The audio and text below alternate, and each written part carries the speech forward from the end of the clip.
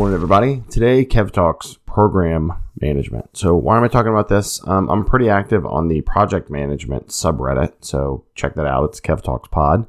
And I also have a Kev Talks Pod subreddit where I post episodes and things.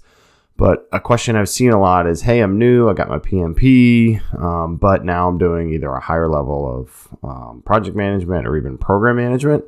And so I answered a question for somebody recently, and really I was kind of sarcastic saying, you mean the PMP didn't instantly prepare you to do program management in real life? Sarcasm, right? Because as I said before, PMP is great professional credential to kind of have on your resume, but also it's a thing you study for and take a test for, but it doesn't necessarily, at least the old school one I took, not the newer one, get you ready for doing what you need to do in the real world all the time. And so that's where advice from others comes from. I know I've learned a lot from advice. So my feedback was, so now program management, right? You're not at 100 foot down in the weeds sometimes looking at individual tasks quite as much. You're at 30,000 foot where you have to look at multiple projects across an entire program. So if that's the case, if you're fortunate enough to have project managers for each of the different projects in the program, ask them, right? Ask them what information you need. I actually find myself in a similar situation, get the who, where, what, when, why, how kind of stuff from each project, or the foundational 5, as you know. So find out what's the leader's intent for each project, what are the objectives for each project, what's the organization, what resources do they have, and how are they communicating. In addition to that, to be able to pull together a program level report for each project, my suggestion is to track on something, whether it's Teams, Excel, Jira, SharePoint, whatever. There's so many different tools, Monday.com, and I'm not sponsored by any of these jams. Just something, right? And I suggest the following heading. So what's the project's name? What phase is it in? The phases I've used that I think are helpful. Is it in discovery? We're just figuring out what's going on.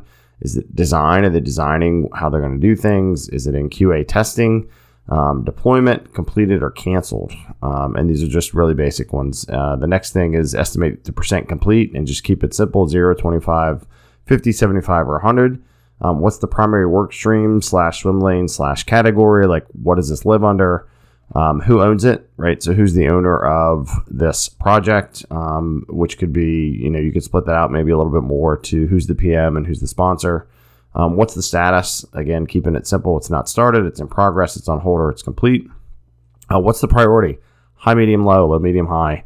Again, very simple. And then what's the due date or go live date for the project? Probably go live date's better.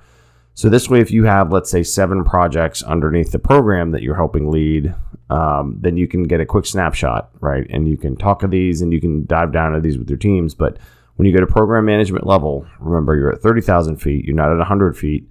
So you're not going to be managing individual tasks. You're going to be managing whole projects and leading people that are leading those projects. So if you're program managing or senior project managing at a high level, this is where we learn to stay strategic and not get sucked into the tactical. Thanks so much for listening to Kev Talks. Remember, kevtalkspod.com is the hub. All the connections, subscriptions, follows you can do from there. I'm at Pannell KG, though, if you want to follow on Twitter and Instagram. And again, Kev Talks Pod subreddit, or follow me on the Reddit. Thanks so much. Remember, have a plan, stay informed, and get involved. And for now, I got to fly.